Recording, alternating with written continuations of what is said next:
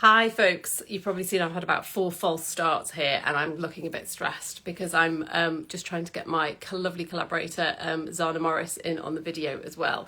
Having only ever done this once before, I can't remember how to do it. So just bear with me a moment and all will be revealed. Right, okay.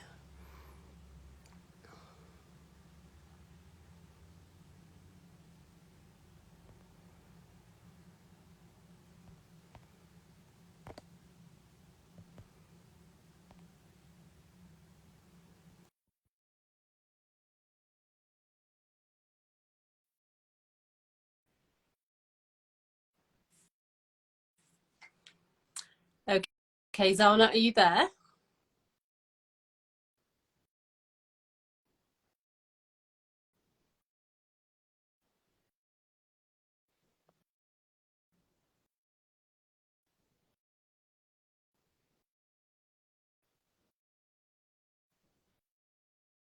Right, bear with me, guys.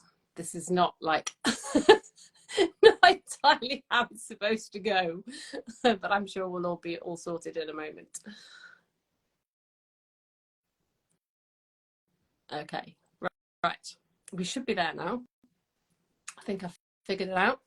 No one would ever know that I actually teach 3, 4, 5 hours a day, and I'm quite happy to do live performances. Um, honestly. Right, okay. Oh, Strong Nutrients is unable to join. Why is that then? View request. Go live. Right. Okay, we should be there now. Thank you everyone for being super, super patient, and thank you for all the little waves as well. All right. Strong Nutrients joined. Okay. I think this is happening. I think we're there. Yay! Yes. Hi, How are you? I'm good, thank you. You're slightly red in the face from stress, from trying to join, but other than that, how are you? I'm very good. Oh, the joys, the joys. Oh, I was trying to join, and then as I heard myself joining, I could hear you saying they can't join. I'm like, yes, I can. I'm here. Don't know.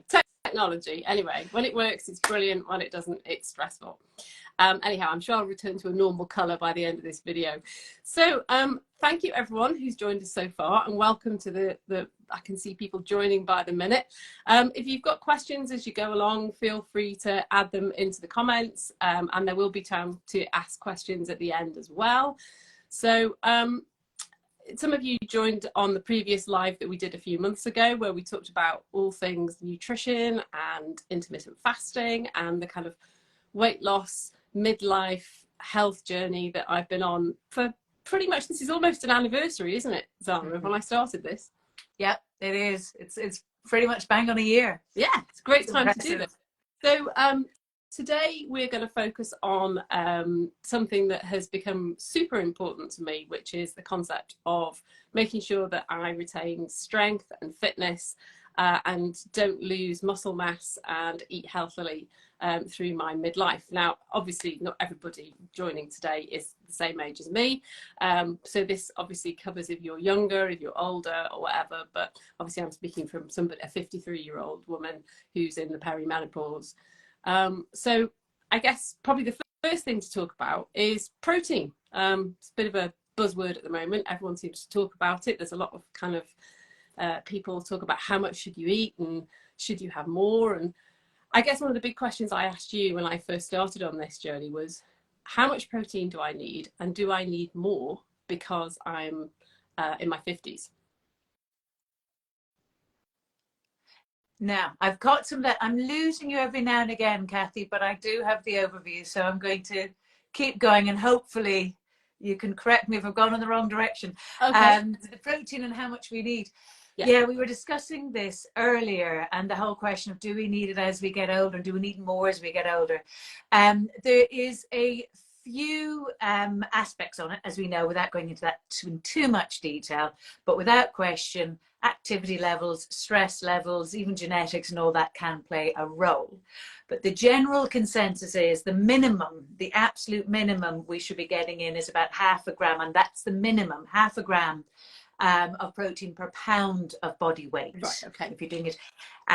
So you kind of do the calculation there, and roughly, I mean, my general overview on that is if somebody weighs 10 stone or 140 pounds, which is usually, it's give or take 64 kilos, you're then looking at needing about 70 grams of protein in as a minimum. And where the confusion comes in, as I'm sure you know, where the confusion comes in is the difference between protein and protein foods. And I've put my two hands up because often I can add to that confusion because I can use the same word for both. Protein foods, we mean the fish or the meat, which might be about 20% protein. So 100 grams of salmon, for example, is about 20 grams of actual protein. This was so a when revelation to me. This is sorry to interrupt, but this is something that I remember discussing with you about, you know, eating this. And I was like, you want me to eat that much meat or that much fish or that much, you know, wherever else I get my protein from. And then I realized that actually, you know, 100 grams of chicken is not 100 grams of protein. No. I was quite stunned by that. It seems obvious once you know it, but why would you know it if you didn't? As in, because again, the likes, and I'm putting my hand up for this, the likes of people like me, we're great at throwing the word out and not clarifying the difference between protein foods, as in foods high in protein, versus actual protein, that macronutrient in itself. So you are looking, and when we talk about the minimum, most would say we need 1 gram of protein per pound of body weight, so double. But even the half gram is a major start. And this is where I like to throw in the line, because it comes up time and again. Almost everybody brings it up at some point. But the fact isn't that we're gaining our lean body mass necessarily by eating all this extra protein, but retaining and recovering it. We're losing about half a pound of lean body mass a year from the age of 30. So by the time we're 50, that could be 10 pounds off, which is a lot. And the goal here is to, at the very least, help save it as we age and not lose it at the rate where we would lose it naturally just through the aging process. And if at all possible, but that's not just the protein, as you rightfully mentioned, and I'm sure you'll bring up later, the training and all of that comes into it and utilization of it, but it's recovering it back and getting it, that lean body mass back. Yeah. So I think, I mean, protein for me on many levels, you know, I like to exercise, and the last thing I want to do is, as I get older, lose lots and lots of muscle mass. I read something, in fact, I listened to a podcast the other day, and it was a guy talking about, you know, the idea that if you don't eat enough protein, you don't do some form of resistance training, but ultimately you're going to get to the point in your, possibly your 60s or 70s, where you're actually struggling to get out of a chair. And I really, you know, I mean, obviously there's many reasons for that, but if it's just sheer I think you're being generous. I think in your 40s, oh, right, okay, it'll start happening. All right, well, in that case, I'm doing well, so I can still get out of chairs. Without question, every one of those muscles needs to be fired up. I mean, I joke about this with clients. You know, in your 20s, you just got out of bed in the morning, your glutes, your hamstrings, everything did what it was supposed to do. And as we get older, they tend to fire up less readily. And if you're not working those muscle fibers and keeping those nerve pathways active and engaged, and that requires nutrients such as protein to do that, and the exercise, you will have difficulty getting out of a chair, without question. Yes.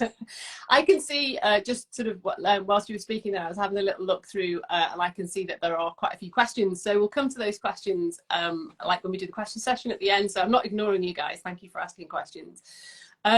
So yeah, we started talking about exercise there. And one of the things that I've done is I have shifted how I train. Now, I started shifting my training initially, not really particularly following your advice, sorry, but following the fact that I hurt my back. So I used to do a lot of running, and I think basically calorie restriction and large amounts of exercise, I pretty much maintained my weight and my muscle mass, and that was through my late 20s, 30s, and possibly even into my late 40s. But when I hit about, I don't know, 47, 48, a switch, and it's obviously a hormonal switch, a metabolic switch, just flipped, and I began to realize that I couldn't maintain my weight and my muscle mass with the training that I was doing. So in a nutshell, without any more waffle, what I do now is I still cardio train. I still run, although not quite so much. I do love running. I cycle quite a lot because I really like it. But I've introduced much more strength training. And when I say strength training, I'd be specific. Some of it is just literally body weight training. And that could be just doing things like Pilates and yoga, or body weight exercises in a class. I mean, lots of people go and use the gym. I'm not a gym girl. I need someone to tell me what to do and shout at me, and then I'll work really hard. Or I also have really got into a lifting class, and it's not like a weight. I mean, lots of people love weightlifting and things like CrossFit, but mine is quite lightweight. I was a bit wary of damaging my already damaged back. And what's happened is basically I've got stronger, and I have been back pain free now for about 6 months, because I've built up. I realised that I was losing my muscle strength, so I've gone down on the cardio, and I've upped on things like circuit training, gentle weightlifting, and body weight and body movement exercises, particularly yoga. In fact, I've even managed to get my partner into it as well. Yeah, I mean, there is a thing to be aware of with even the term cardio. We've done this weird thing with exercise where we've decided cardio, which just means heart. Yeah. I mean, that's all it is. Anything cardiovascular, cardio, it just means the heart. That anything that gets the oxygen intake in and up and the heart rate up, it's got to be a long duration class. But wait, honestly, if you do squats, your heart rate's going to go up. That is cardio. And for those who do lift weights, and if you do heavy weights, you'll notice you only have to put them on your shoulders and do one squat to get your heart rate right up. And that is even better cardio than your half-hour run almost. So I guess they're still you're working more muscles, aren't you? You're doing. Well, your heart, basically, it's all about getting your heart to work, if you like, that to get that capacity up, and that then pumps and then works the muscles and pumps the circulation in and out and gets the oxygen through and builds the muscle fibers and so on and so forth.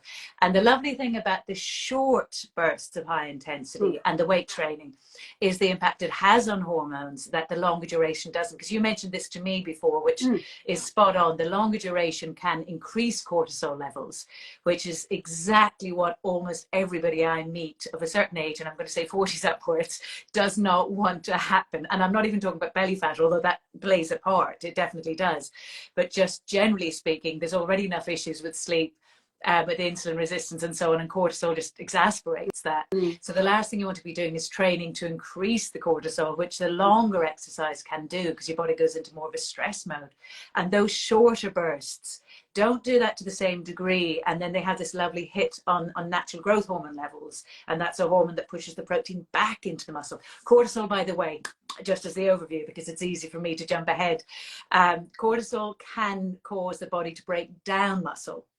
So it can cause the muscle loss, and it breaks it down to access sugars to get them into the bloodstream so that your body now has energy to fight or run, the fight or flight kind of concept. So in other words, excess cortisol can lead to muscle loss and fat gain. And am I right in thinking as well that cortisol also impacts upon our reproductive hormones, that it impacts upon estrogen and progesterone levels? Yes, our body uses our progesterone up to make it, which is that was a revelation to me too. Was to me, yeah. Yeah, I was going, hang on a second. 40% of our steroid hormones are produced in our adrenals. So we think of our ovaries and that doing all of this work, but actually they only do half the work. The other half is done in the adrenals. And those adrenals are the ones that produce all the stress hormones over the years and keep us ideally sane and calm and having the energy and the power to deal with stressful scenarios. But they also produce our testosterone, our estrogen, and our progesterone. And the body uses progesterone to make cortisol. So if our progesterone levels are already sort of dropping because of the perimenopause, which can have a knock-on impact. You know, a lot of people know this. You don't need me saying this. That can have the knock-on impact on sleep and so on and so forth. Your body can use what little you have up to make the cortisol, and now you're increasing a hormone, which is cortisol, which is like a caffeine hit, and you've lost the hormone that helps make you drowsy and sleep. And then we're wondering why our sleep patterns go out the window. Well, mine have definitely improved. So in a nutshell, for people listening, we're saying eat enough protein, and that a lot of people don't eat enough protein. Some do. Obviously, lots of people aren't aware of how much protein they are eating or should be eating. And you were recommending the minimum Now, the minimum I'm recommending is 0.5 gram per pound of body weight. Okay. So people can do their own maths on that. Yes, and just to give you the overview on that, so if you eat something like steak, for every 100 grams, about 25 grams of that is pure protein, and if it's salmon, it's about 20 grams. You're looking at a lot of cheeses are around between the 24 25 grams, depending on the cheese. But that just kind of gives you the overview of what you're looking at. And the thing just to bear in mind with protein, and this is super important, this isn't just about muscle. It's about lean body mass, and there's a difference. Lean body mass means your eyes, it means your organs, it means your brain, it means your nails, it means your enzymes that break down your food, it means the organs that produce the very hormones that we're all talking about getting imbalanced. So if we're losing lean body mass, we're losing all of those. It's like everything. We're basically building protein, aren't we? Yeah, we are. Exactly. Yeah. So it's our entire structure we're talking about, not just a bicep or a quadricep. We're talking about as in the solid part. Your actual building blocks. Yes. So, exactly. In terms of sort of, we mentioned exercise, and I think you said sort of if you are going to do high intensity exercise, sort of try and limit to 45 minutes. Maximum, absolute maximum. My favorite, now you're going to get some people who are on borderline semi-professional athletes. We've had this conversation before, and that's slightly different brackets. So if you're someone who really does either as a professional athlete or what I'm going to call a semi-professional, which is a lot of people do a lot of training because they love it and it's what they do, and triathlons and all the rest, that's going to be slightly different bracket, slightly different. For the one better way of describing it, the average person who wants to be fit, strong, healthy, I honestly think keeping it to 15 to 20 minutes, but proper high intensity in that time. So that could either be the version I do is weight training, but no rest. But it could be, if you cycle, you sprint, relax it. Yeah. Well, you slow it up, speed it up, slow it up. You do the interval. If you run, you interval sprint. If you swim, you do interval sprints. But the research shows as little as 5 minutes, where you're looking at 30 seconds on, maybe a minute off, 30 seconds on.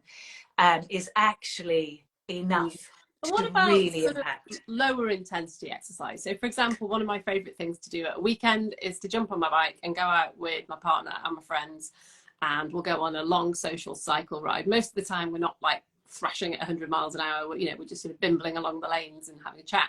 And sometimes those cycle rides are sort of 2-3 hours in length. How about that? My big question with clients is always, what's your energy doing? So anything that gets your circulation moving, like the equivalent of a walk or a light swim or a light kind of yin yoga class or a light cycle, is going to be good for you. And then just watch your energy levels. Because for someone like you, I think that would just go into very much the light aerobic, get the circulation moving. For others, that could be quite a lot. Wow. And if you find your energy is floored from doing it, then you have to regroup and rethink, if that makes sense. Yeah. And for me, I think my pivot point with everybody, clients and myself, is what is my energy doing? What gets my energy up the fastest, and what maintains it up there? So if I don't exercise at all, I'll have no energy. I'd be useless. And if I do too much, that can knock me on the other side. So I'm always looking for that balance. Something that I've become acutely aware of is, how much energy have I got? Because when I started this journey a year ago, one of my issues, well, there were lots of them, but one of them was I was just tired all of the time. And so many people I talk to, I get lots of DMs, lots of chats with friends, and everyone's just like, everyone's tired. And I have really started to listen a lot more to when do I maybe need to rest more, when do I need more actual sleep, and also, where is that energy coming from, and what's zapping it? Is it mental stress? Is it physical stress? And there are lots of stresses in our lives that we can't get rid of, but it is literally control the controllables, isn't it? Yeah, exactly that, and nourish accordingly. Exactly that. Yeah. So, one of the things that we were going to talk about today was this, which is creatine. Yes. And this is not something I had come across. I knew of its existence because I'm a biology teacher, but I'd never actually tried using it before. And this is from your brand, Strong Nutrients. And I've been taking this every day now for about a year. Now, for those of you who don't know what this is and what it does, I will pass over to Zana, who is the expert. This is I love this supplement for multiple reasons. For multiple reasons. So creatine is just part of a protein. You get it naturally in fish, in meat. It doesn't occur very much in vegetarian or vegan sources. So often vegetarians and vegans can be a little bit low, and your body does produce a little bit by itself. And the main purpose of it, if you like, is to help produce what they call ATP, which is effectively like our energy molecules. So when you do any form of exercise or training, your body uses ATP. I mean, there'll be an oxygen cycle that goes on and so forth, but there's ATP that helps give you the energy, but it also gives you the energy to work through the day.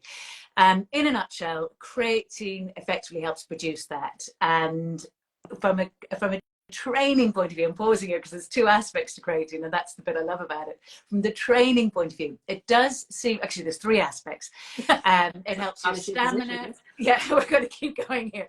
It helps your stamina, your recovery from training, and you just feel like you can go for longer, is the way people describe it. So it's not like an energy drink where you take in something, you're buzzing. It's just like you're training away thinking, oh, I can keep going, whereas a few days ago I couldn't. It's that kind of sense. You've just got more staying power with it.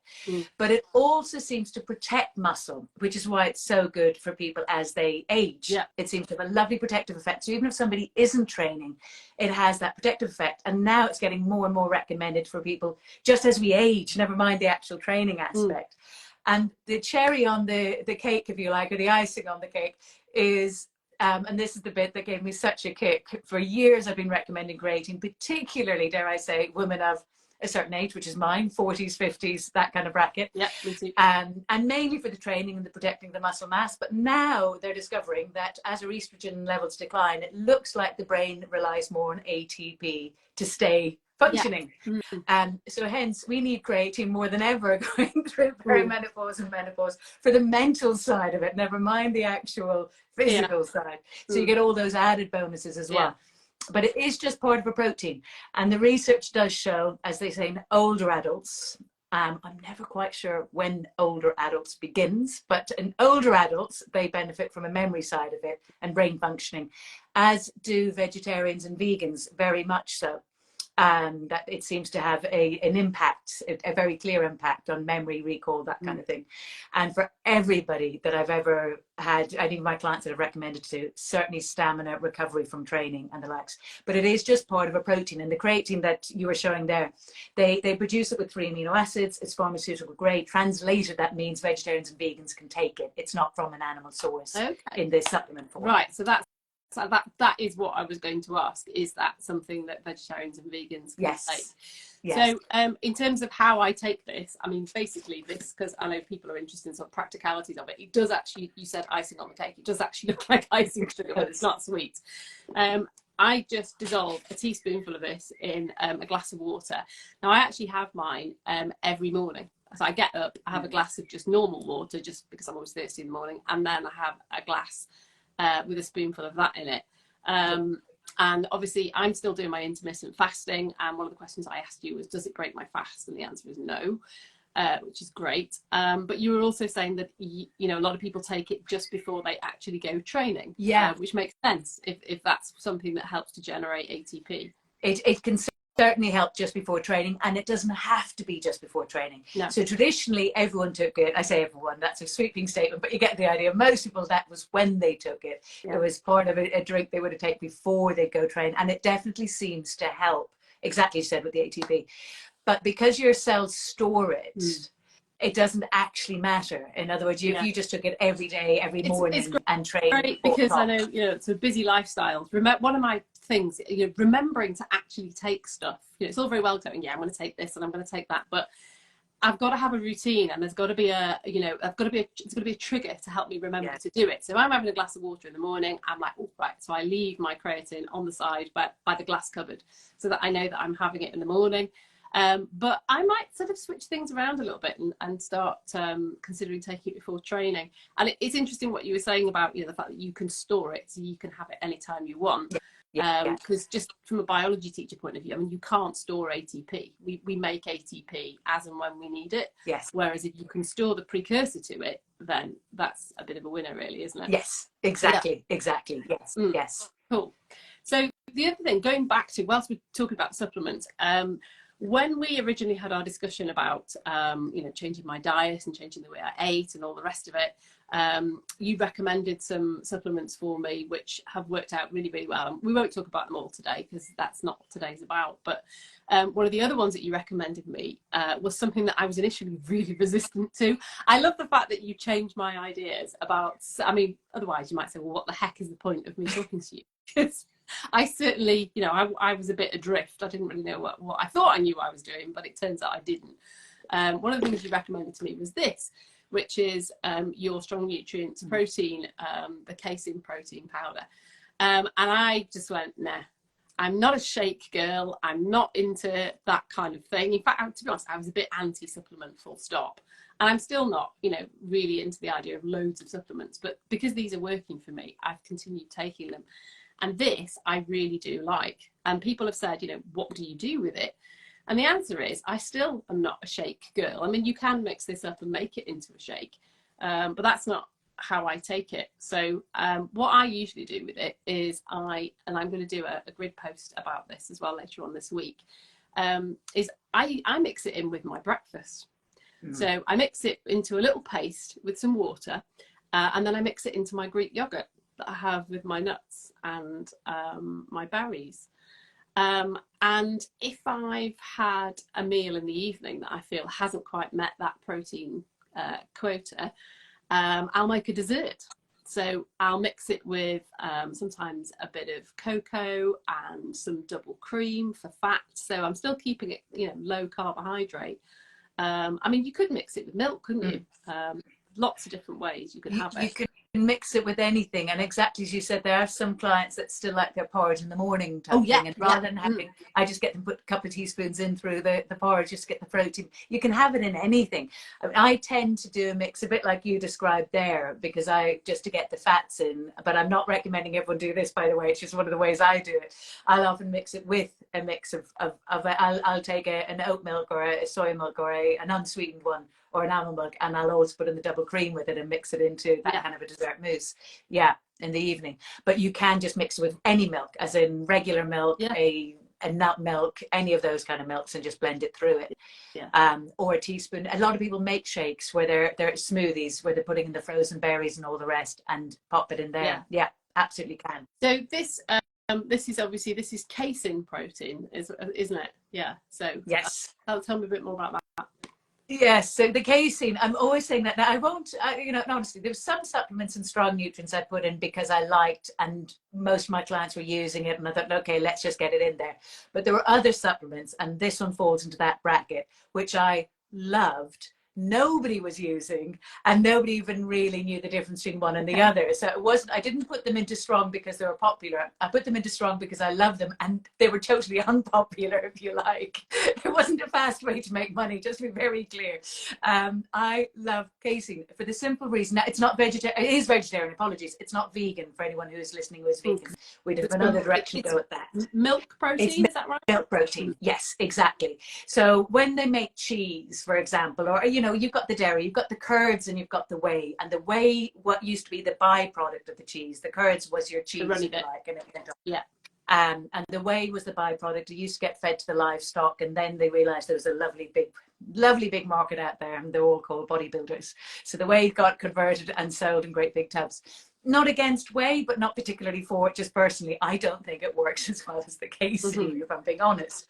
Yeah, casein it's got a few things going for it. It's very slow release, and anything that's slow release means it breaks down slowly, which means there's less of an insulin spike, and the body has more chance to absorb and utilize more of it, and you feel fuller for longer. Yeah. So it'll sustain you for longer. You won't have the insulin spike, so it's better for if you want to lose belly fat and the likes, it's going to work better. And you'll firm up much more quickly. Yeah. So they're the three big ones that I love it for. It's quite alkaline. It's naturally high in calcium. It's got all those kind of benefits going on. But it's just always been my favorite. For the years we had the gyms, and if I wanted to really, and I mean visibly, make a difference to somebody's muscle tone, I would almost not have to, okay, you did do the nutritional changes and the likes, but occasionally you wouldn't do anything with the nutrition and you just get them to take one of those shakes a day for 8 to 10 days. Wow. And then we do weigh and measure again and we change nothing else. And you do weigh and measure and after 10 days, they would be firmer. We'd be able to measure it. There was more muscle mass changing, nothing else. The body just I'm just going to jump in there because this lady here has preempted a question that I was actually going to ask you. And I think I know the answer to this. A lady's just asked, can you have it if you're dairy intolerant? Really good question. Okay, there's and you will are probably saying exactly what you mean on the tin, so bear with me while I break this into two. For some people, dairy intolerance means a lactose intolerance. Yeah. And if that's the case, then yes, you can. There's no lactose in there. Yeah. For others, dairy intolerance does mean dairy, and that means more so casein, in which case then no, you can't. So you'll usually know the difference. If you are able to take any form of a cheese but not milk, you can definitely take the casein. Right. You'll have no issue at all. So there's a slight breakup there, because if it is lactose intolerant, no issue. If it is dairy intolerance, because some people really will have an issue with dairy, and I appreciate that, then you'll be challenged. And there are other proteins out there that are good, and there's good vegan ones and good, pea proteins, hemp proteins. There are other proteins that are soya proteins. I'm not against the soya protein. Just get a good non-genetically modified one if you can, and all the rest. But there's lots of good proteins out there. Casein's just my favorite for bang for buck, as they used to say. The return on investment. Oh, can I eat cheese, not milk? I can eat cheese, but not milk. Then yes, you can. Then yes, you'll be able to get away with the dairy, because the milk, if you can't have milk, then it's the lactose that you're having the difficulty with. I'm aware that there have been zillions of questions, and I'm aware that we might run out of time and not answer them all. So one's just flicked past there, which was, do I vary the length of my fasts? And we were talking about that before, weren't we? We had a quick chat before the live earlier on, and at the moment the answer to that question is not really no. I started 16/8 fasting about a year ago. Initially I found it a bit of a challenge, but I would say within about 10 days I totally got used to it, and now I don't even blink.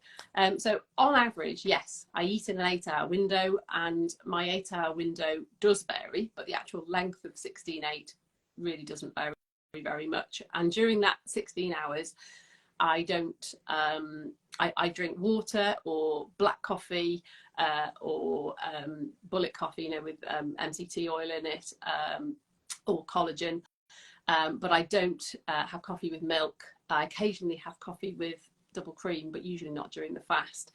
And I drink herbal teas, and other than that I don't have anything in that fast. And obviously a lot of that fast I'm asleep.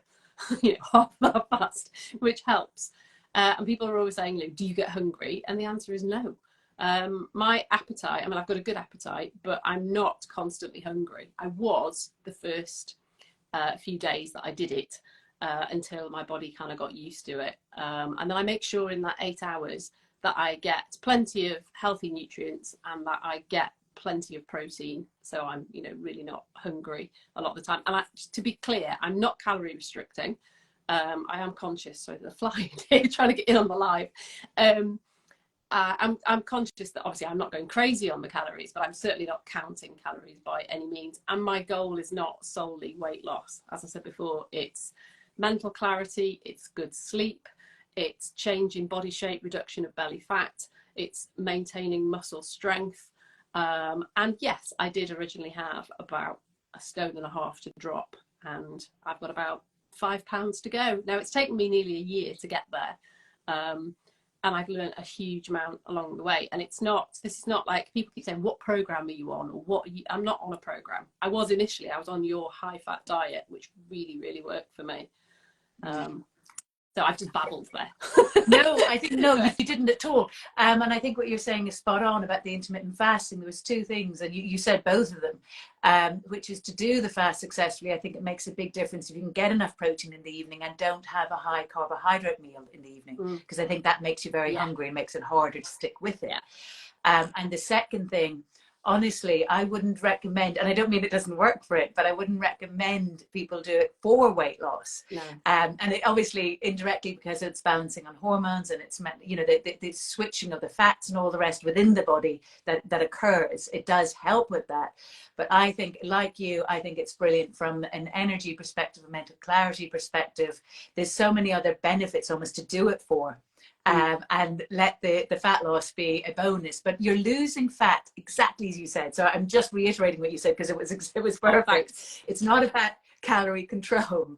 It's about stabilizing and rebalancing or resetting hormones, if you like. So the fast it's not about not eating so that you don't have the calories in and therefore you lose weight. It's about not eating so there's a chance for your body to reset, so the insulin can go back into its box, so to speak, so it's not constantly spiraling. I am interested in the idea of varying my fast length, and I've been reading and listening to podcasts about, and that's for another day, about sort of, doing slightly longer fasts, but I haven't tried that yet. I haven't gone into that territory, and I know that there are other benefits to that.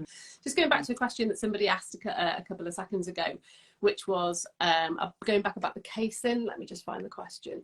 Do sweetened casein versions have minimal insulin spikes? Yes. So the unsweetened is, without question, if you're a purist, is going to be the best. There's no way around that one. The unsweetened is absolutely just casein, nothing else. The sweetened will still be very good on keeping the insulin steady, and part of the reason is a sweetener in just tea or coffee or something, in other words just liquid with no food around it, all you're getting is the sweet, and your body is going to react to that very quickly. When you've got all that lovely casein around it, which is very slow release, very slowly broken down, you're not going to have a big insulin release with that at all. So you do get away with it, you really do. But yes, if you're being a purist, unsweetened, I'm going to be honest, I actually, even though I will occasionally use the unsweetened, I prefer the flavoured ones. I don't think I've tried the sweetened. I think mine is unsweetened vanilla. I don't think brilliant. Going back to a couple of questions, somebody, how long did I do the plan before I saw a difference? When they say the plan, I'm assuming you mean the high fat plan that I did initially for, I know most of your clients do it for about 8 days, I think, is it? I ask clients to do it for a minimum of 8 days. I find that's enough to make a big difference. And a lot though, and originally we were asking for 12 to 14 days. So if you can do it for 12 to 14 days, do, but 8 is enough. Less than 8, what I found happens is you can lose quite a lot of weight, and I'm deliberately using that word there, in the first 5 to 6 days. Some of that will be a glycogen loss, some of that loss, some of it will be a fat loss. And I find if you keep going through into the 8 days or a little bit beyond, you recover that, the fat keeps coming down. So it means then whatever weight you are on the scales then after day 8 is what you tend to keep off. Otherwise it tends to be what appears to be a rebound. It's not actually a fat rebound, it will be a glycogen and muscle rebound and all the likes. But I kind of find if you can do 8, you tend to hold it. That would be my Well, having tried to lose weight, I mean, I put weight on during lockdown, and I'd also broken my ankle and I had a back injury. It was just like a perfect storm. But in the past, my methods, I said earlier, it always worked, and I was just like, oh my god, it's just not working. Whatever I'm doing, I'm upping my exercise, I'm lowering my calories. What's happening? And now I know what was happening. So your high fat diet did make a huge difference, and literally, I mean, I did it for nearly 2 weeks. And in that first 2 weeks, I lost about 10 pounds, which for me was just phenomenal. And apart from a little bit of kind of back up a bit at Christmas, and we're only talking, sort of 2 or 3 pounds, and I didn't go back on the high fat diet. I went on a sort of a maintenance diet, which was lower fat and sort of higher protein and quite reduced carbs. And that came off again. And now probably isn't the time we haven't got time for me to sort of talk through what I'm doing now. I can do that in a grid post another day. But it's never, it's still going down. The numbers are going down. So I would say initially in the program, within 3 or 4 days, I was noticing a difference. And within a week, I'd noticed a big difference. And hunger had gone. And I was definitely, if you mean by notice a difference, you mean losing weight, I would say within 3 or 4 days I was losing weight, definitely. If that's what the goal is. I'm just going to have a quick nosy through a couple of the questions. Right, someone's asked, someone is taking one of your other supplements, Amino Slim, and they're saying that they're getting stomachache from it. Is that a thing? Cut it back a little bit, and depends on when you're taking it. So I suppose the question here is, are you taking it before bed or first thing in the morning? And how much are you taking? Are you taking the capsule or the powder? So simply put, before, sometimes people find taking it first thing in the morning, if they don't do any training afterwards, that could occur. It's not any harm, just cut back in it, but the best time to take it is before bed or before the exercise. And depending on which form you're taking, just simply cut back initially. If you are taking before bed and that's occurring, just cut back in it for a little while and then build it back up. It might just be a case for your body to get a little bit more used to it. Yeah, I'm just zooming. It's this concentration face is me listening, and also, are people scared of a protein shake? Yeah, I was. Yes, so many people. Yeah, Caroline, I completely agree with you. And actually, you know, if it works for you and it tastes nice, then why not? Do I vary length of my fast? We've answered that one. Thriving on fasting, but I struggle if I can't sleep, wake at 4 and then can't get back to sleep. Oh, that's a big one, because if you can't sleep and wake up, that's a sign. Now, this is an interesting one. That's a sign that your cortisol levels have jumped up, which means your blood sugar levels have probably jumped up, and now you're going to be hungry. I feel good now because I knew the answer to that one. Yes, yes. Sorry, no, yes, I jumped at it. No, you're the expert. Yeah, no, it's such a common one, and that hunger, that will make you hungry. I would track that back. If it's a regular occurrence that you can't sleep, please look at the magnesium and chill pill, the vitamin B5 before bed, because that'll stabilize and help. Okay, this is a fast track, but ultimately cortisol levels go down, you sleep through, and that'll stop that cycling on you. Yeah. On the flip side of it, if it doesn't happen that often, if it's only once in a blue moon you don't sleep and there might be a specific reason, then, I mean, I say this to all my clients, if you don't get it all the time, it's not the end of the world, but have the first meal of the day protein and fat based, because you're going to be hungry because the blood sugar levels are high. Don't feed it more sugar. Your body will crave sugar because insulin goes up, ghrelin follows, that gets you craving. So don't feed it more sugar. Don't have a sugary breakfast. Don't go for toast. Go for either kind of like the likes of maybe eggs, or, I mean, yogurt would be fine with some fruit, but have some nuts in there. Go for sort of a bit of eggs and avocado perfection. Go for things that will help keep the insulin and the sugar stable. But that chill pill of magnesium, if it's a regular thing, just to help get those cortisol levels back in their box. You've done a really good job there, because you've answered the next question was, what is the best type of food to break a fast with? So inadvertently, you've also answered that question as well. I have. In this instance, yes. Now we're talking about those 16/8 fasts, as you rightfully said earlier, and that's a whole other topic. If we are doing long fasts, then there's the whole conversation of the raw foods, breaking it, and so on and so forth. But for this one, I think that is the best one. Don't give yourself a sugar spike just as you're breaking it. You want to keep it lovely and steady. You've done all the hard work. Don't throw it out the window. Yeah, it's something I've become quite conscious of that my body is, there is no one size fits all with this, definitely not. But I've become, I've realized I am quite sort of sensitive to sugar spikes, and I sleep through better, and my moods, I have to check my partner on this one, but I think my moods are a lot more stable. I think my brain focus is a lot better, because my glucose isn't constantly going up and down. And I am quite conscious of when I get there. I do eat, people are like, do you go, are you eating keto? No is the answer. But I do eat less carbs than I used to. I used to rely almost entirely on carbs for fuel, whereas now I've developed that, what you call beautifully, metabolic flexibility, where I can use fat as a fuel. And actually, just on the back of that, very briefly, one of the big reasons I put clients on a high fat diet isn't actually just for the fat loss and the weight loss. Obviously, that's a huge bonus and big reason to do it. It's to train the body back into that metabolic flexibility. And once the body almost remembers, it's like kind of so it knows how to switch from burning sugars back into burning fat.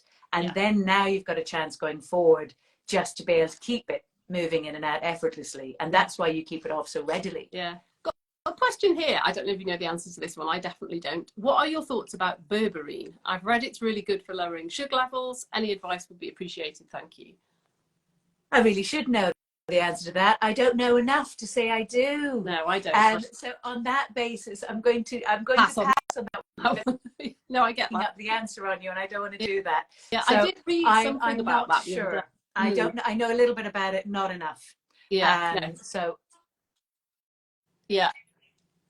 Lots of praise here for your high-fat diet. There's another good one there. Incredible plan to shift stubborn fat stores around the hips, which are not usually accessible through loads of exercise. Yeah, I would definitely say that my hip measurements have reduced through doing this. I'm just checking to see if there's any more questions. Do I eat full-fat Greek yogurt? Sometimes. Mostly I eat 5%. What's your thought on that? I'm inclined to go that direction too.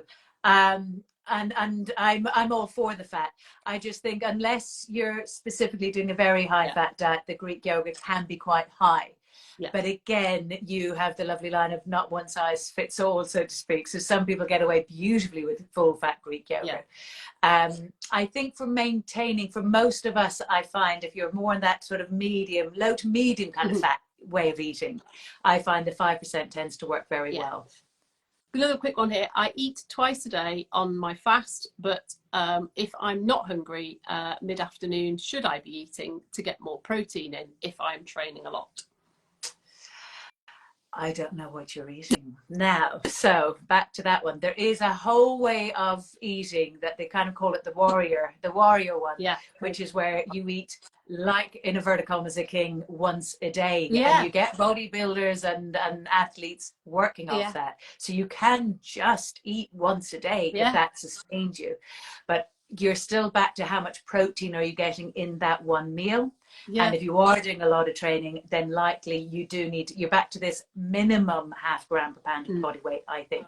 And potentially if it's a lot of training, you want to be up to the gram per pound of body weight. So I guess maybe the answer to that question is depends how much protein you can pack into those 2 meals. And yes, 2 meals at one. I mean, I only eat 2 meals a day and I'll get my protein in. What I do actually just to get my protein in is I'll eat around about, and I'm not saying everyone wants to do this, but I'll eat around 200 grams of fish or meat. It could be salmon, it could be steak, it could be prawns, it could be anything like that. And then I take the protein shake afterwards as a dessert.